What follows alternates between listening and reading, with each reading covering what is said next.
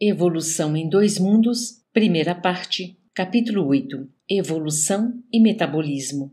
Suprimentos da vida. Observamos a chegada dos princípios inteligentes no mundo e a sua respectiva expansão, assim como um exército que, para atender às próprias necessidades, organiza de início a precisa cobertura de suprimentos. Primeiro, as bactérias lavrando o solo para que as plantas proliferassem, criando atmosfera adequada ao reino animal. Depois das plantas, aparecem os animais, gerando recursos orgânicos para que o instinto pudesse expandir-se no rumo da inteligência. E, em seguida ao animal, surge o homem, plasmando os valores definitivos da inteligência para que a humanidade se concretize a caminho da angelitude. Fases progressivas do metabolismo. Em todos os reinos da natureza, o elemento espiritual aprende a nutrir-se e preservar-se. Por milhares de séculos, repete as operações da fotossíntese ou assimilação clorofiliana no império verde, pela qual consome energia luminosa e elabora matérias orgânicas, desprendendo o oxigênio indispensável à constituição do ar atmosférico. E recapitula as operações da quimiossíntese em formas autótrofas, como sejam certas classes de bactérias que se utilizam de energia química para viver através da oxidação de compostos minerais. Gradativamente, no domínio vegetal, assimila os mecanismos mais íntimos da respiração, absorvendo o oxigênio e eliminando o gás carbônico pelos estômatos e pneumatódios, cutícula e lenticelas, de modo a conduzir o oxigênio sobre as matérias orgânicas para a formação dos produtos de desassimilação e projeção de energia. E, lentamente, em meio desprovido de matérias orgânicas, qual acontece com as nitrobactérias, as sulfobactérias, as ferrobactérias e etc., aprende também a oxidar, respectivamente, o amoníaco ou os nitritos, o ácido sulfídrico, o óxido ferroso.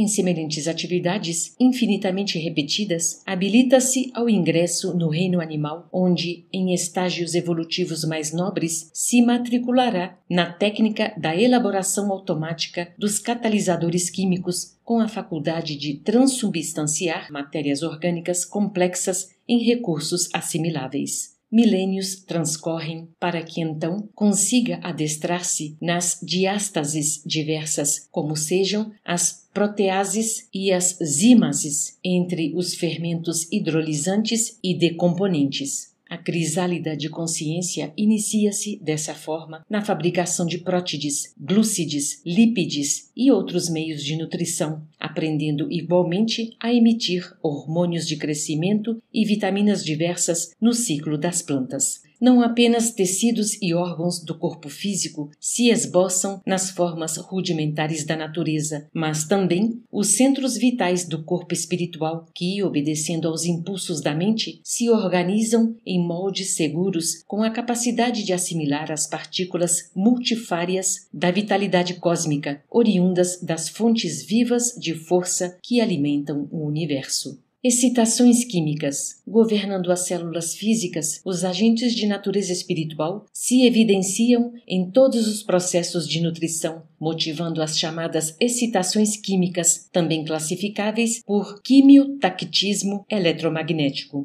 O princípio inteligente, tocado por múltiplos estímulos sob o império de atrações e repulsões, aure elementos quimiotácticos eletromagnéticos no laboratório das forças universais através da respiração para conservar-se e defender-se, preservando os valores de reprodução e sustentação. É assim que as células masculinas dos fetos são atraídas pelo ácido málico, enquanto as bactérias se movimentam, obedecendo também a estímulos de ordem química. Os óvulos de certos peixes equinodermos, entre estes o ouriço do mar, sem a presença da fêmea que os deita, têm o poder de atrair os espermatozoides separados da mesma espécie, demonstrando que arrojam de si mesmos substância específica na perpetuação que lhes é própria. Entre os animais, as células da reprodução segregam substâncias particulares com que se procuram mutuamente, evoluindo o veículo psicossomático para mais altos níveis de consciência sobre as mais amplas formas de quimiotropismo constante. mente em bases de excitações exógenas e endógenas.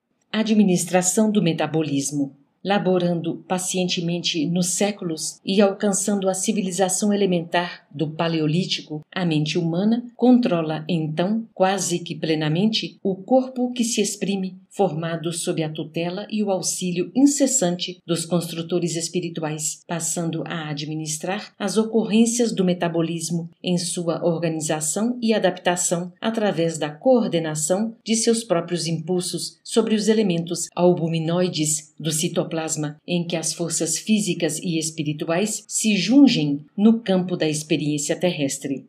Os sistemas enzimáticos revelam-se definidos e as glândulas de secreção interna fabricam variados produtos refletindo o trabalho dos centros vitais da alma. Hormônios e para-hormônios, fermentos e cofermentos, vitaminas e outros controladores químicos, tanto quanto preciosas reservas nutritivas, equacionam os problemas orgânicos, harmonizando-se em produção e níveis precisos na cota de determinados percentuais, conforme as ordens instintivas da mente. Todos os serviços da província biológica, inclusive as emoções mais íntimas, são sustentados por semelhantes recursos constantemente lançados pelo próprio espírito no cosmo de energia dinâmica em que se manifesta. Experiências valiosas, efetuadas com pleno êxito, comprovaram que a própria miosina, ou sistema albuminoide da contração muscular, detém consigo as qualidades de um fermento, a adenosina trifosfatase, responsável pela catálise da reação química fundamental que exonera a energia indispensável ao refazimento das partículas miosínicas dos tecidos musculares. Acumulações de energia espiritual. Por intermédio dos mitocôndrios, que podem ser considerados acumulações de energia espiritual em forma de grânulos, assegurando a atividade celular, a mente transmite ao carro físico a que se ajusta durante a encarnação todos os seus estados felizes ou infelizes, equilibrando ou conturbando o ciclo de causa e efeito das forças por ela própria libertadas nos processos endotérmicos, mantenedores da biossíntese. Nessa base, dispomos largamente dos anticorpos e dos múltiplos agentes imunológicos cunhados pela governança do espírito em favor da preservação do corpo, de acordo com as multimilenares experiências adquiridas por ele mesmo na lenta e laboriosa viagem a que foi constrangido nas faixas inferiores da natureza. Da mesma sorte, possuímos, funcionando automaticamente, a secretina, a tiroxina, a adrenalina, a luteína, a insulina, a foliculina, os hormônios gonadotrópicos e unidades outras entre as secreções internas, à guisa de aceleradores e excitantes, moderadores e reatores, transformadores e calmantes das atividades químicas nos vários departamentos de trabalho em que se subdivide o estado fisiológico. Impulsos determinantes da mente. Sobre os mesmos alicerces referidos, surpreendemos ainda as enzimas numerosas como a pepsina, isolada por Northrop, e a catalase, definida por von Euler, tanto quanto outras muitas que a ciência terrestre, gradualmente, saberá descobrir, estudar, fixar e manobrar com vistas à manutenção e defesa da saúde física e da integridade mental do homem no quadro de merecimentos da humanidade, de vez que todos os estados especiais do mundo orgânico, inclusive o da renovação permanente das células, a prostração do sono, a paixão artística, o êxtase religioso e os transes mediúnicos, são acalentados nos circuitos celulares por fermentações sutis, aí nascidas através de impulsos determinantes da mente, por ela convertidos nos órgãos, em substâncias magneto-eletroquímicas, arremessadas de um tecido a outro, guardando a faculdade de interferir bruscamente nas propriedades moleculares ou de catalisar as reações desse ou daquele tipo destinadas a garantir a ordem e a segurança da vida na urdidura das ações biológicas.